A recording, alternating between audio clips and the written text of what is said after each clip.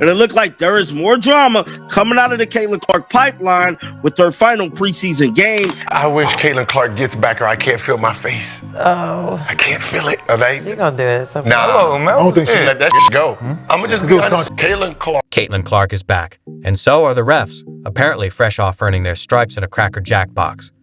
If you thought last season's Whistle Fest was done, think again. She's dropping 30 while the officials are dropping the ball. Did no one rotate them out, or are they just full-time Caitlin haters now? Grab your popcorn. This meltdown is hotter than her three-point percentage. And honestly, it's hilariously infuriating. Let's get into it. They need to be investigated ASAP. We see what's happening with Caitlin Clark. There's no reason you shouldn't be protecting your star player. Because without Caitlin Clark, there won't be no sold-out arenas. The viewership on TV would not be like it is now, where everybody's watching it because it's must-watch TV. But we are seeing how she's being treated. Apparently, the only thing harder than guarding Caitlin Clark is finding a ref who notices. She's getting WWE-style hits out there, and the refs? Off doing yoga or bird watching. Figure versus Dream didn't look like basketball. It looked like interpretive dance with whistles. NBA refs, and start the video there and center it on that. The WNBA refs are not consistent. A hit to the arm on one play is a foul, and a hit to the arm on another play is not a foul.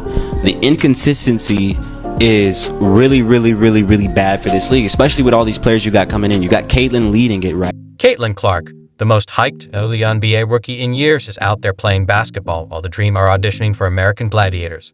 She's running the offense, hitting shots, dropping dimes, and getting tackled like she owes someone money. Atlanta didn't just play aggressive. Their game plan looked more like, Step 1, sock Caitlin. Step 2, if that fails, try physical assault. It's a DJ Carrington situation.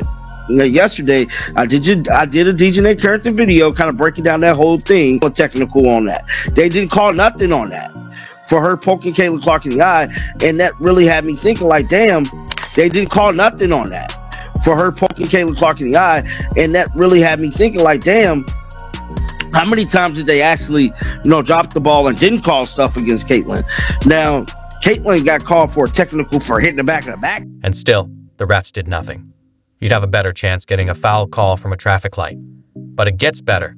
The one time a whistle did blow, it was to give Caitlin Clark her first technical of 2025. That's right. They missed every shove, elbow, and trip, but punished her for looking frustrated. Apparently, getting mugged on the court is fine. Just don't show emotion about it. Clark gets her first tech.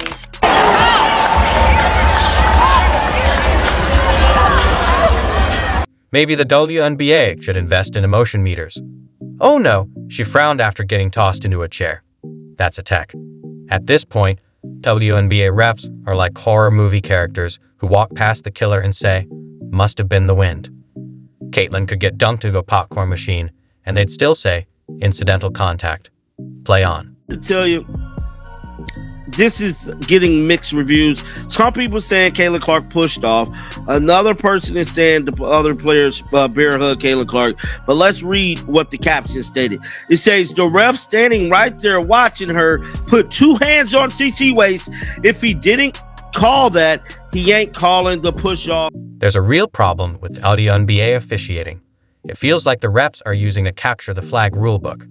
Caitlin Clark isn't the only one getting hit like it's hockey, but she's the most visible, and that visibility should matter.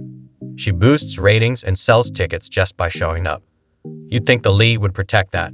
Instead, she's getting thrown around while lead officials stay silent. No statements, no accountability, just crickets. If this is how the WNBA plans to grow the game, they might want to lose the gladiator tactics. Being pushed around, she's being slapped around, sometimes she's being punched around, and the fouls just keep getting harder and harder. When are the refs going to do their job? As a matter of fact, when is the WNBA going to do their job? Because there should be some suspensions, check. There should be some fines, check. And you should be setting an example for your star player. Because God forbid this young lady gets hurt. Everything collapses for the WNBA. So give credit where it's due. Stop with the hate behavior. Start calling the calls the way it's supposed to be. WNBA refs are impressively bad at being equally awful for everyone. You get hit in the face. No foul. Slammed into the stands? Must have flopped. Question a call? Tech. The bar for misconduct is practically underground. Caitlin Clark's infamous tech, her crime? Existing and expressing emotion. If being an exceptional woman on the court is now a foul, we might as well hand out techs at tip-off.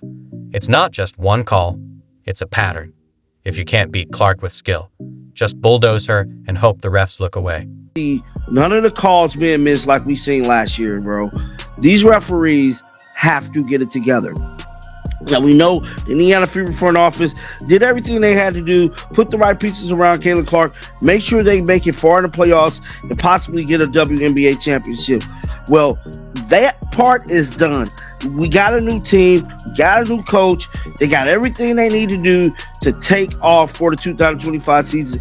The only thing left is these WNBA referees. This need to be talked about, just like it was supposed to be talked about at the conclusion of that season. And I'm back on a bumper, bro. I am not letting up on them damn WNBA referees because they are the biggest haters when it comes. Yes, Atlanta Dream, we saw you. That was a defense. It was American Ninja Warrior with Caitlin Clark as the obstacle.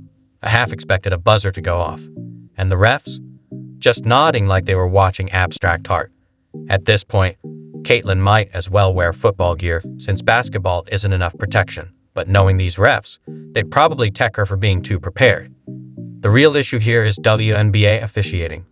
If they were any more inconsistent, they'd be toddlers picking crayons. Get mauled on a drive? No call. Talk back? Instant villain. Fever fans, we got another W in the preseason against the Atlanta Dream, 81-76. There's a lot that went on in this game. So this was a very competitive game. All the way through, they were given full court defense on Caitlin Clark. For the most part of the game, the starters did sit after 3. Caitlin Clark finished with 13, 7, and 6. She could have had 12 to 15 assists. Wait until you see the highlights. She did drop a couple bombs. She hit 3 3-pointers. The league wants more fans and buzz, but letting Caitlin Clark get body slammed like WWE isn't the way. The refs? Just mannequins with whistles.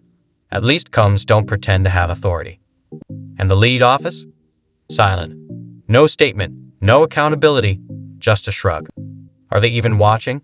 It's negligence disguised as professionalism. If they want fans to care, they need to show they do. Right now, the WNBA is protecting indifference. Biggest hurdles for Caitlin Clark and the Indiana Fever last season was the WNBA referees. Now, the front office made it their business to revamp the team, bring in more aggressive players to help them get further in the WNBA season and possibly win a WNBA championship. But before any of that stuff can even get done, we have to take a look at the misguided missile that can destroy everything this upcoming season, and that is the WNBA referees and this secret agenda.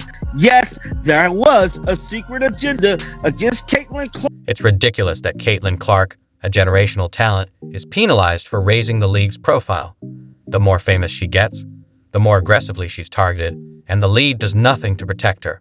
Imagine if LeBron James got shoved into the crowd with no call. There'd be an uproar. But Caitlin? Crickets. It feels like the league resents her success, letting the spotlight turn into a blooper reel instead of capitalizing on it. Now, on to the fun stuff. So I don't know if you guys know, but Caitlin Clark did promise Coach Stephanie White that she would only get 2 techs for the season. And she has already received her first before the season started. No, this does not count towards the season technical fouls, but if she is promising Steph White 2 techs for the season and has already received her second tech in her second game, I wouldn't bet on her only getting 2 techs. But, you know, it is Caitlin Clark, and whatever she puts her mind to, she can do. Fouls are definitely surprising at times. I feel like I do get help. She sold this flop perfectly. I gotta tip my hat to it. Had her hand on her chest. Most people who flop, they always do the little face thing. And she sold it perfectly. I gotta give it to her. Here's like a play from a different game. Watch Caitlin's reaction. She wanted to really call out